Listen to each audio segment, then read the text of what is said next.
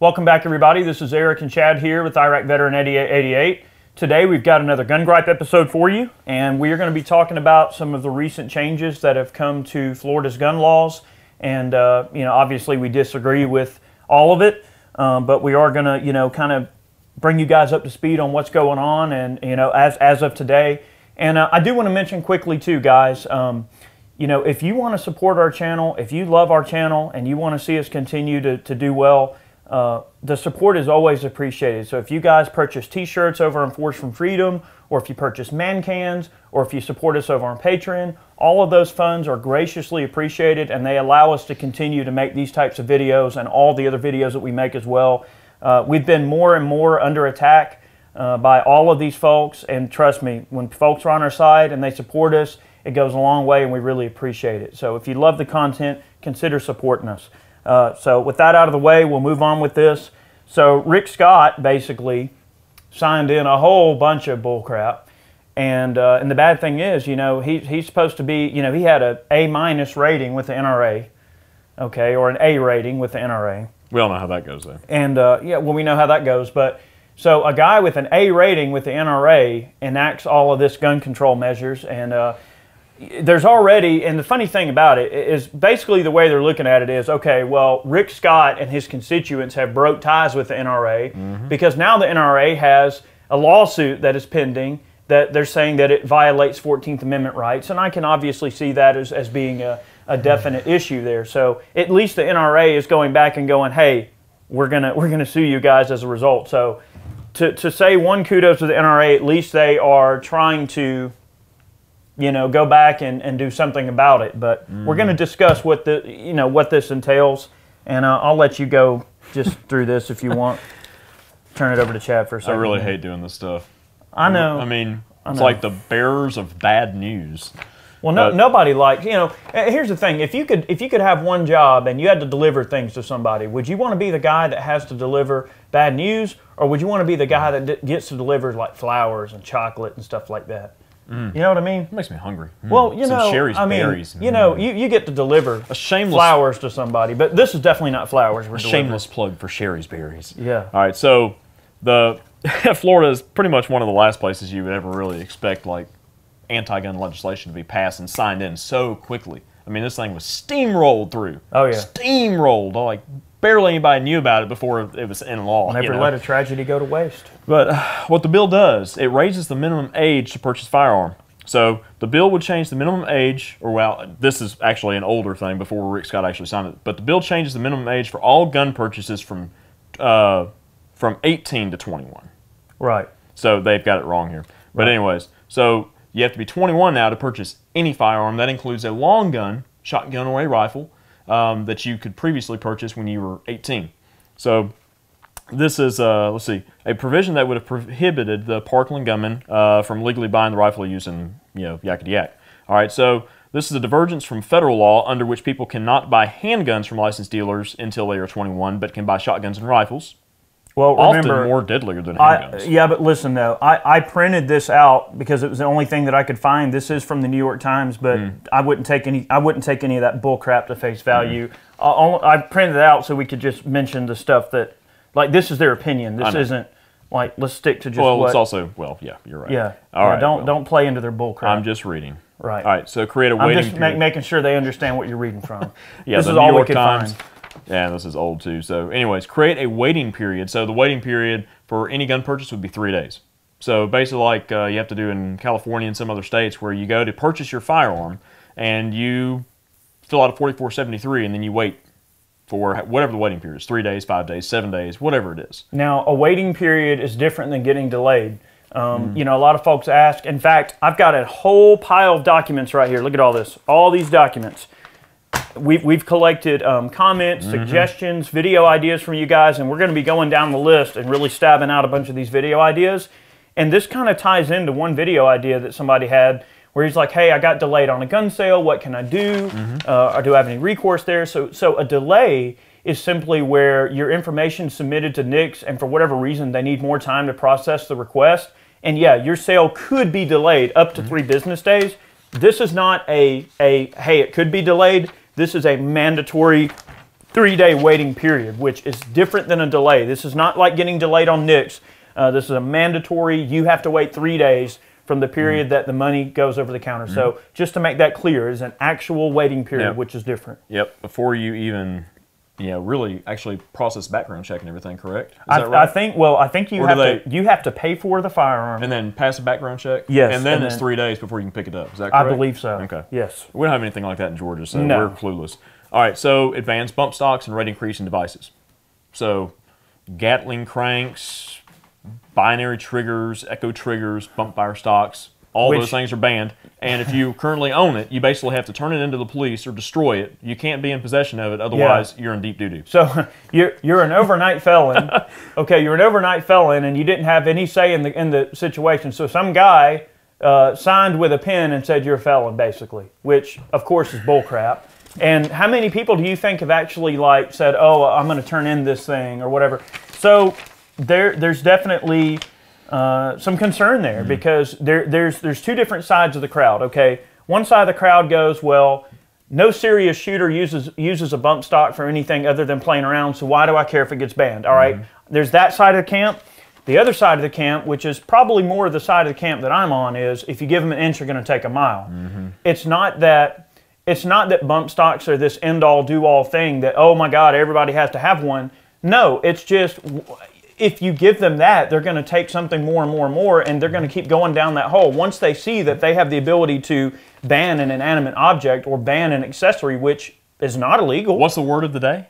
Or words of the day? Slippery slope. Yeah, slippery slope. So, once they find that they can tread on that slippery slope without falling, how much further down the rabbit hole are they going to go? And I think that's more the end that I'm on, is I don't think they should have a say in any of that. I mean, if it's not against federal law, if it's not against the law, then it shouldn't matter. It is what it is. Perhaps the most controversial provision of the bill is one that would allow superintendents and sheriffs to arm school personnel. So, I mean, this is kind of a light in this bill that's actually somewhat pro-gun. I mean, it's common sense. Okay, yeah, arm school employees. Right. And we've actually been saying for a long time that we feel that educators should be armed, and here's the thing, we're not saying that it needs to be like some situation where everybody has to do it if they don't have a choice. I mean, if a teacher's former military, if they have the training that they desire, or if they show the proclivity for handling firearms really well, or if they want to, if that's just something they want to do, then they should be able to do it. Now, you can't say, all right, Safety Sally over there who doesn't know the first thing about guns and is morbidly afraid of them. Well, obviously, you're not going to make that person have a gun if they don't want to have a gun. But what is the? All right, hang on a second. Hang on. All right, let me read this whole segment right here. Okay, so this is the most controversial provision of the bill is one that would allow superintendents and sheriffs to arm school personnel, a measure not requested by Parkland students, but long desired by the NRA, which argues that gun-free zones prevent people from defending themselves in an attack, which is correct. That's factual. All right. Specifically, the bill would create a $67 million Marshall program under which certain employees, including counselors, coaches, and librarians, but not full-time classroom teachers. What's the point in that? Yeah. What's the point if a full-time... Well, look, here's... What does that even mean? I know, but part of it is during that shooting, one of the coaches was shot and killed. Okay? But the thing is, okay, well, I understand part of their thinking, but why not arm teachers? I mean, the teachers are going to be the ones that are where your students are. They are literally taking, they're there, they're shaping the minds of your children. Then why should they not be responsible if they want to be responsible, which I don't see why they wouldn't want to be responsible, but why should they not be empowered to protect their students? I mean, and that's the most direct way, is the teacher in there with her, 30 students, or I don't know how big the classroom sizes are now, but I would imagine, 20 to 30 students in every classroom. I don't see a problem with the teacher being armed if they need to be armed, if they want to be armed, if a teacher wants to seek out the training, then use part of that budget to give them the training they need to feel safe and comfortable and confident behind a firearm. Some people might just be afraid of guns and they might not understand how to use them, or they might be afraid they're not going to do something right. give them the training they need. If they show the willingness to want to do it, which they should. I don't know why they wouldn't, but nobody's saying force them to carry a gun, because that's crazy. But I guarantee you that there's a very large proportion of many teachers throughout the country who are former military, or otherwise, even if they're not former military, they would love to have an opportunity to protect their students. So I can understand sort of where they're coming from there, but man, I mean, they're going to allocate all that money and then not even arm the right people. That's a problem. I mean, they need to arm the teachers. Remind me, I do have something to say, like about the minimum age deal, you know, about what the New York Times here said. I do have a point about that in a minute. But fund school security. The bill allocates millions of dollars to make buildings more secure and to hire more school-based police officers. However, when the Parkland shooting happened, I'm glad they made this point because this is something I was going to bring up. An armed school resource officer was present, standing by the door of the building, but did not enter. That was Scott Peterson. Right. So he did not do his duty and go in there and do his job. Well, I mean, but you don't know what's going on in that situation. I mean, he says that he thought the gunfire was coming from outside the building, but I mean, is that just an excuse or is that legitimate? I mean, well, anybody can say all day long that they would have went in. You know what I mean? Anybody can say that. But until you're in that situation. Until you're in that situation, you can't determine whether or not you would have ran in that building when you don't know if it's more than one shooter. And look, I'm not justifying the guy's actions. I'm certainly not. I think it shows cowardice to not run into a fight because, I mean, that's what your job is to do. Now, there's other people that would say, oh, well, the Constitution and all the laws and the things that policemen have to follow doesn't say that they have to risk their life to protect you. That part of their job is not to protect you. But regardless of what people think or what the laws they have to follow or anything like that, I mean, any police officer, in my opinion, would all the ones that I know would risk their life to help anybody, a perfect stranger, and even a lot of just normal folks.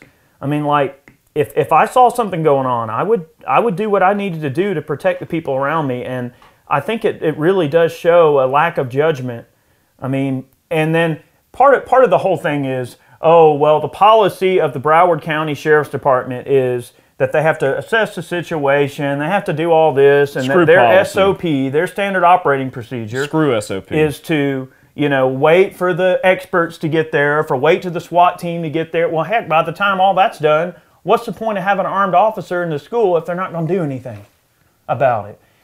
I mean, it's a very slippery slope again, but it's just one of those things that if the teachers were armed and if they've not created a gun-free zone, then a lot of this stuff wouldn't happen in the first place. Yep. So it's just cause and effect, and you know, and that's without getting into anything about the fact that back in 2016, that there was actually, I want to say it might have even been the teachers or some of their peers. It was somebody that reported this guy, this sicko that did this. They reported him and they recommended, like, y'all need to put this guy away because he ain't right. Oh, well, the FBI didn't do their job. The system failed. So that doesn't have anything to do with Joe Blow gun owner in Florida, right? Just the fact that the system failed when they were given multiple opportunities to do something about this guy and they didn't. Well, and he didn't. And then, all right, well, their system failed and now he did something and now make everybody else pay for it?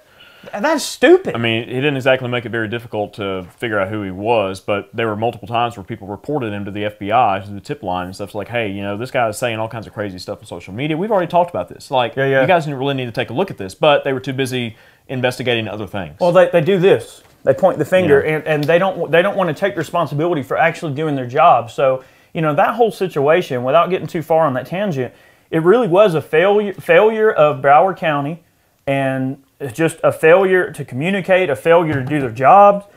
It was a failure on every level of the government. And to think that the government now is just going to swipe a pen, let's just say Florida government, Rick Scott and all his cronies, that they're going to just stroke a pen and now, oh, well, everybody's safe. We know we didn't do our job before, but here's more because, oh, we have to feel better about it. We have to go to sleep at night and feel like we actually did something. Oh, we did something. Come on. I mean, how can those people look themselves in the mirror and call themselves an honest, hardworking American that's protecting the Constitution? When you take an oath to protect the Constitution, you don't get to just cherry pick little parts of it that you don't like and then, oh, I'm not going to enforce that or I'm not going to protect that. The Second Amendment is just as important as any other thing. We're talking a constitutionally protected right.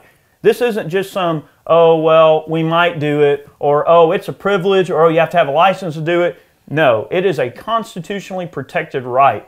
And right now, people in Florida are just using the Constitution for toilet paper, apparently, because why does all that matter? Infringe, infringe, infringe, infringe. Just sign it away. Heck with it. Yep.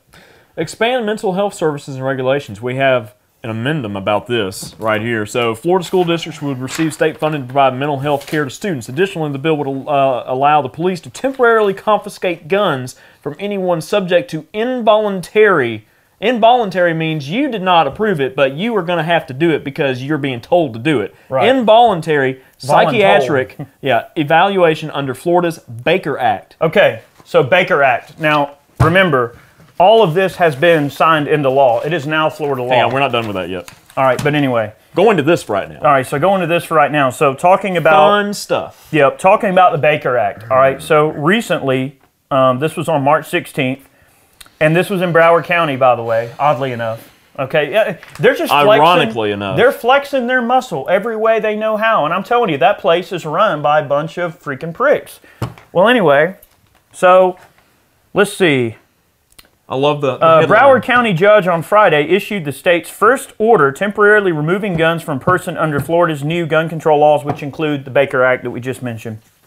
All right, 4 firearms and 267 rounds of ammunition were ordered removed from a 57-year-old Lighthouse Point man who was determined to be a potential risk to himself or others.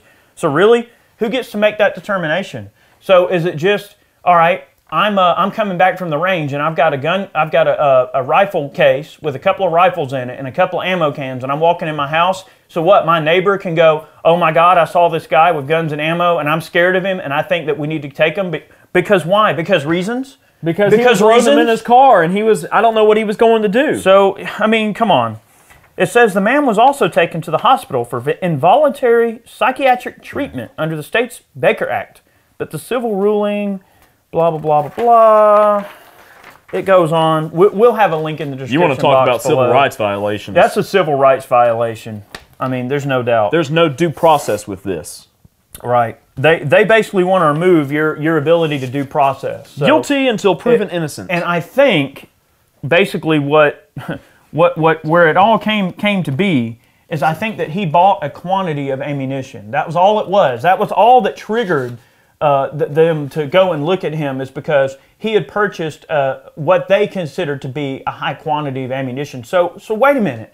So if I buy a single box of .22 ammunition that contains 550 rounds in a brick, so the media is going to say, oh my God, this guy bought 550 rounds of ammo. And on the surface, it looks like, oh my God, that's 550 rounds of ammo. What are you going to do with 550 rounds of ammo, right? It's just people are so scared to just cry the Chicken Little complex, and they don't understand the things that are around them.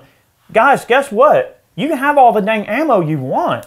So because somebody caught wind that this guy bought a bunch of ammo, that now all of a sudden he's mentally incompetent, that he's weird for wanting to have a lot of ammo laying around. I mean, do any of you people actually shoot? Do you not understand how much ammo that you can go through, like just at the range, having fun, zeroing your gun?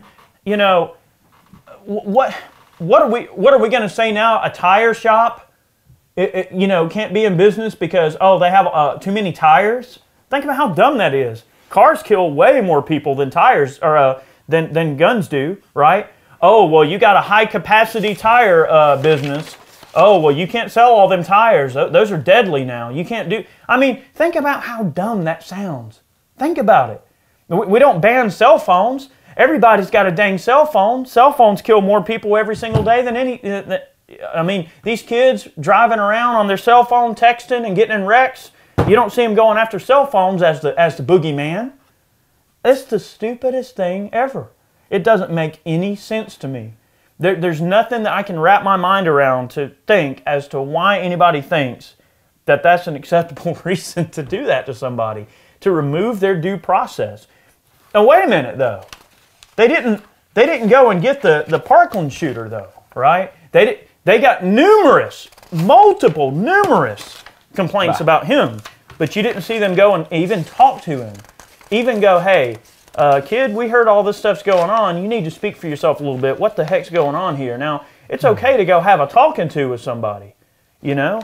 But all of those complaints about that guy, and they didn't do anything about it, and now one little bitty tiny thing, the guy bought a couple of rounds of ammo, and now all of a sudden he's Satan? There's a little bit more in there to it, but it's questionable. Yeah, all right, so look. It's a slippery slope. All right, so look. All right, going back real quick. All right, to raising the minimum age. All right, you're going to raise the minimum age to purchase any firearm from 18 to 21. Well, guess what? You look at school shootings. You look at atrocities that happen in this country. You look at things. All right, most of these aren't committed by people who are 21 or less. They're committed by older individuals, former students, whatever the case is, mentally deranged individuals. So what exactly is the point of disenfranchising everybody, 18-year-old adults who are capable of voting in this country from purchasing a firearm to defend themselves with? All right, I got something to say about that in a minute. And two, like the whole military thing. All right, if you can tote a rifle when you're just about 18 years old, you're 17 years old still, your birthday's in a few weeks or whatever, and they're going to ship you overseas, and you can tote a rifle, you can run a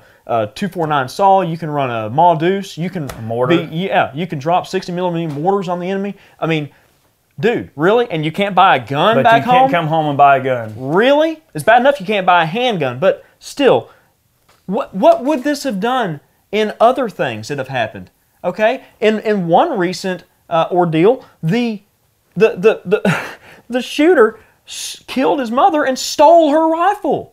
She was old enough to purchase a gun, and she had it secured under state law, but he still stole it. I know. People will find a way with whatever tools are at their disposal. You look at things that happen overseas where they have fervent gun control laws.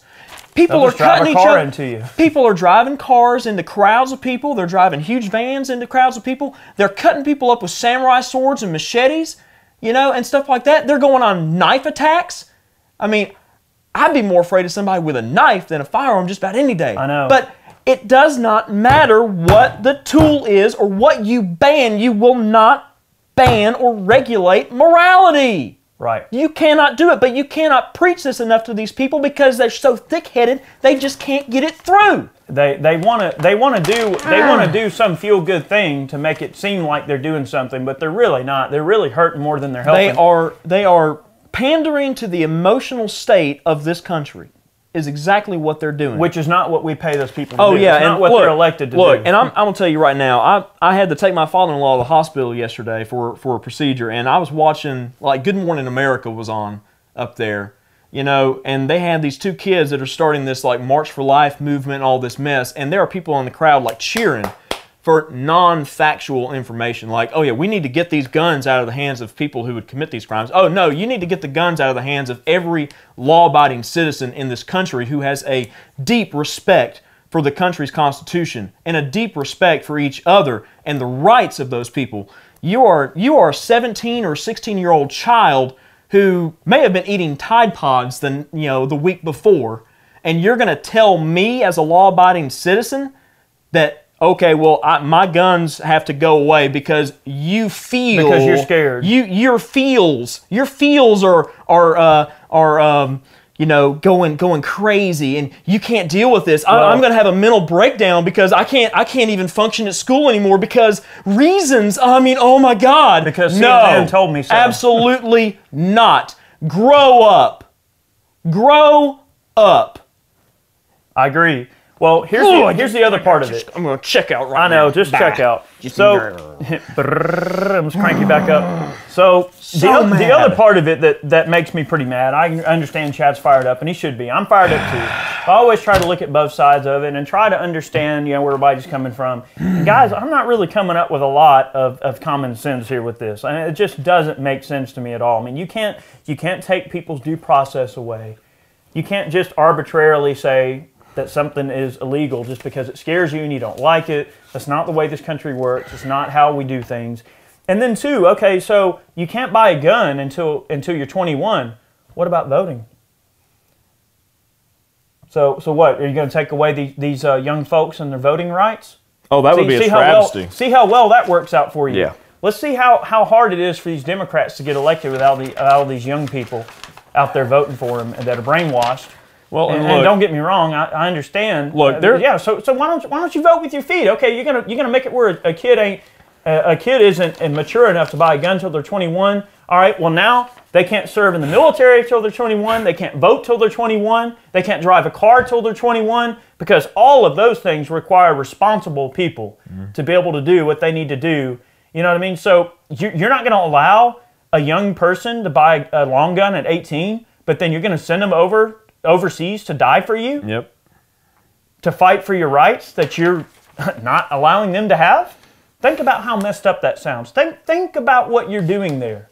You're not sending a very strong message to somebody. You're telling them that they're not good enough for you.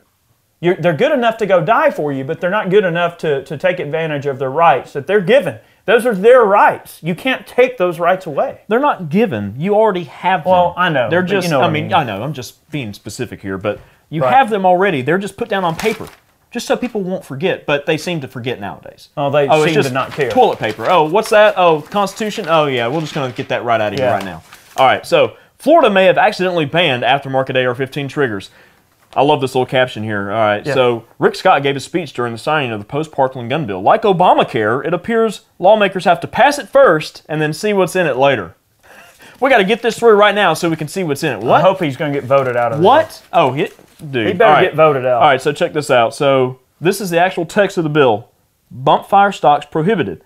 A person may not import into this state or transfer, distribute, sell, keep for sale, offer for sale, possess, or give to another person a bump fire stock. Okay. A person who violates this section commits a felony of the third degree, punishable as blah, blah, blah. All right. As used in this section, the term bump fire stock means a conversion kit, a tool, an accessory, or a device used to alter the rate of fire of a firearm to mimic automatic weapon fire, or which is used to increase the rate of fire to a faster rate than is possible for the person to fire such semi-automatic firearm unassisted by devices that mimic automatic fire, likely include blah, blah, blah, yakety yak. Okay, so if you have a Geisley 3-gun trigger, I think part of it got cut off. If you got a Geisley 3-gun trigger, or whatever the case is, or an AR Gold trigger, those are the triggers that Jerry Mitchell uses.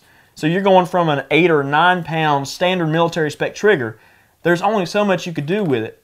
With the trigger travel, the reset length, and everything like that. You go to a quality trigger like AR Gold or Trigger Tech or Geisley or whatever the case is, any aftermarket trigger that's just a standard drop-in semi-automatic trigger, not a full automatic trigger, or not a fully semi-automatic. Full semi-automatic trigger. That's but you drop that in, and you technically are increasing the rate of fire, the rate of semi-automatic fire of that firearm, because it is a more efficient accessory, a more efficient tool. So did Florida really, did they just ban aftermarket triggers? Oh, they're on a long road if they think they're going to enforce that. Now they're trying to figure out, it's like, well, we don't really know. That's kind of a gray area. We'll have to, somebody, hey, can you tell me what this means? All right, see you. Yeah. You know, I'm going to go play golf. They're just going to pass it down the line to somebody else. Well, here's the other thing about it, okay, is that let's not be coy here, guys. Let's not be coy. They know what they're doing. They know what they want to accomplish from this. They know what the eventuality of this whole situation is. They want semi-automatics. Right. We've said this numerous times, that this ain't got nothing to do with bump stocks. It ain't got nothing to do with any of that. It has everything to do with, all right, well, if we can establish a precedence for banning something based on its features, then we can now go, Gun Drama Johnny. Get that out of here.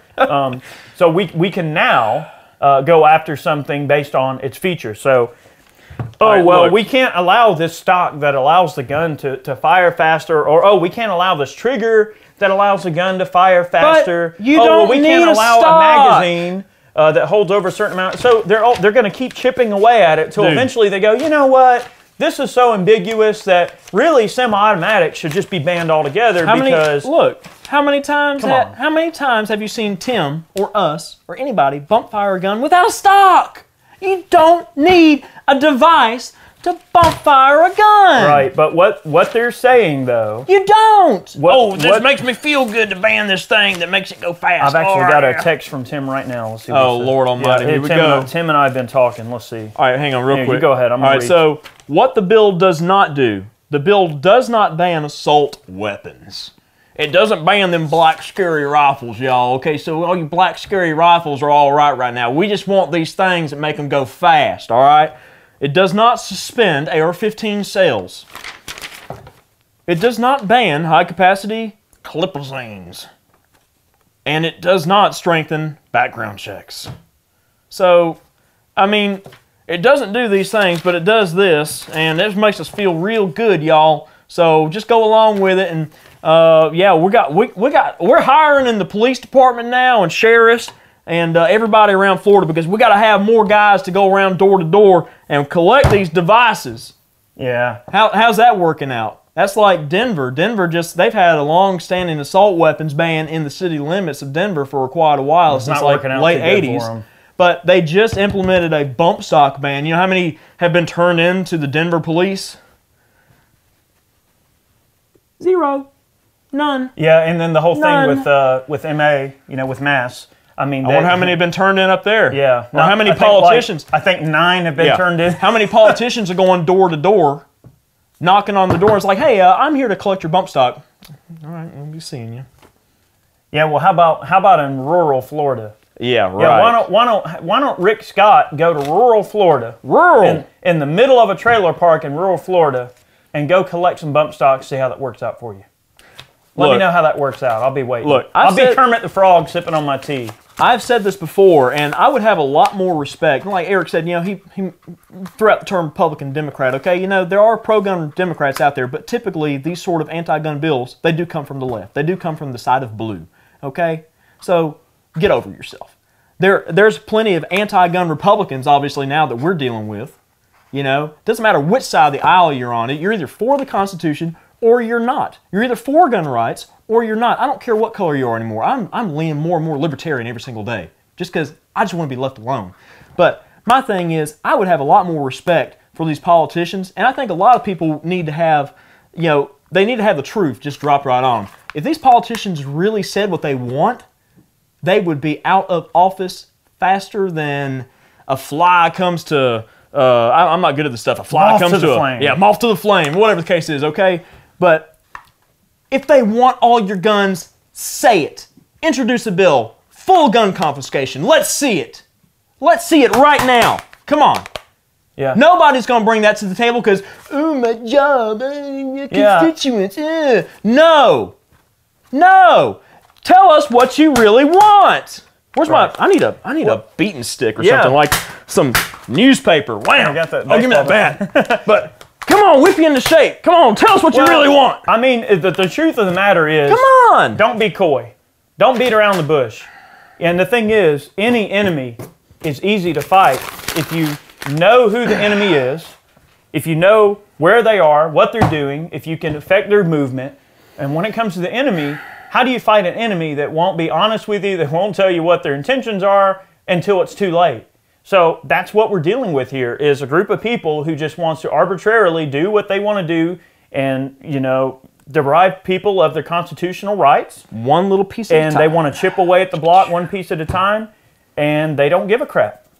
And that's a very, very scary thing. And we wanted to make a video about it because I know... What Tim do? Was he out bump firing another SKS? Well, we'll talk about that in a future video. But yeah, Tim and I have been talking about some stuff going on with YouTube right now and the recent policy change, which we're not going to discuss that too much yet because I actually have a phone call scheduled with YouTube to talk about it. So until I talk to them, I'm not going to say anything more about it. But yeah, there's a lot going on, guys. And look, I just want to say I apologize. I mean, I don't really want to clog up your whole subscriber feed with gun gripes, but there's a lot going on that I think just merits discussion. And it's important for people to really understand where we all collectively sit on this issue.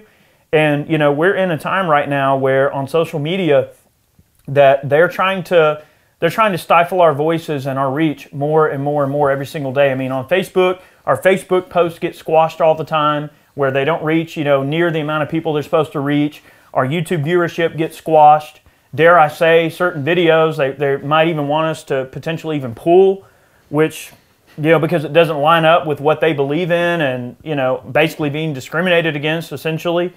It just sucks. You know, we're in a situation right now where they understand that people like us are a danger to them because we speak the truth and we speak what's on our mind, and we represent an area of the country that is purposely being suppressed in the media. Well, and we also represent something that does not fit into their agenda. And we represent something that they don't agree with. So they're always looking for ways to destroy us. And guys, you know, we're under attack left and right. And, you know, the opposition is organized, they're well funded, and I don't know what we're going to do. You know, we're not some big campaign lobbying group with millions and millions of dollars. I mean, we're definitely not that. You know, we make these videos on a $1 donation at a time on Patreon, one man cam sale at a time, one t-shirt sale at a time. You know, guys, we're not getting rich doing this, and it was never our intention. But, you know, we really are in dire situation, and we need to have everybody come together and do what they can to support us if they want to see us continue to fight for you and to help get these kind of things out there. I mean, we're happy to do it. It is a full-time job for us, guys. You know, I don't know any other way to put it. I mean, this requires a lot of time to do this sort of thing. It's a full-time job just keeping up with all the anti-gun legislation that's coming down the pipeline all the time nowadays. We're under attack from so many different directions that, you know, I really do seriously worry about the future of this country.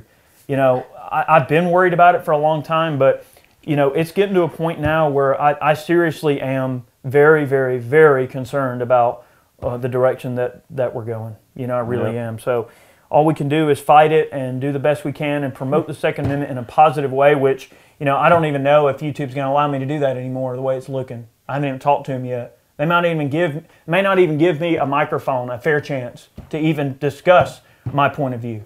My point of view is irrelevant to them because they don't agree with it. And I'm not saying that's the case, but that very well could be the case. So we have to assume that every day will be our last and that we have to do what we can to spread the positive message of the Second Amendment, and that's what we're always going to do. We're always here to fight for you guys. We try to make people see the light, see the truth, see the just fairness and level-headedness in the way that we approach these things. I know sometimes we get a little bit silly, but for the most part... Stressed, heated, You know, it's funny. We were talking earlier, and my wife and I are stressed all the time with our children, but this is a funny meme. I'm going to put it on the little on the screen, but it says, "Scientists can now transform stress into electricity." And then it has a picture of the Emperor from Star Wars going, "Unlimited power!" Perfect. We are so stressed, it's not even funny, as well as everybody else should be. You should be stressed out about this. Definitely got some gray hairs popping up over this one, guys.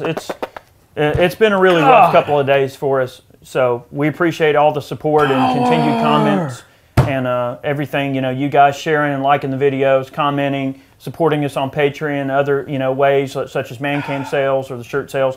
Guys, thank you very much. I appreciate you watching today's video. We have many more on the way, unfortunately. I mean, I wish I didn't have to make so many gun gripes, but we got more things that we need to talk about, and we're going to continue putting them out there. We are going to mix it amongst some other fun content as well. I mean, trust me, it's not going to be just gripes, but the stuff that's more time sensitive, we're trying to push it closer to the front of the line just so people understand where we're at. So you'll probably be seeing this video pretty soon. I wonder if I could convert feels into electricity. There'd be a lot of that going around. We could power the entire world. On liberal tears? On liberal tears. Maybe. Or feels. Feels. Emotions. Guys, thanks for watching today's video. We hope you understood where we're coming from. You know, we try to see both sides of the coin as best we can. Try to be fair. Sometimes it's really difficult. Sometimes it's hard. But guys, thank you for watching today's video. We'll see you next time. See you guys.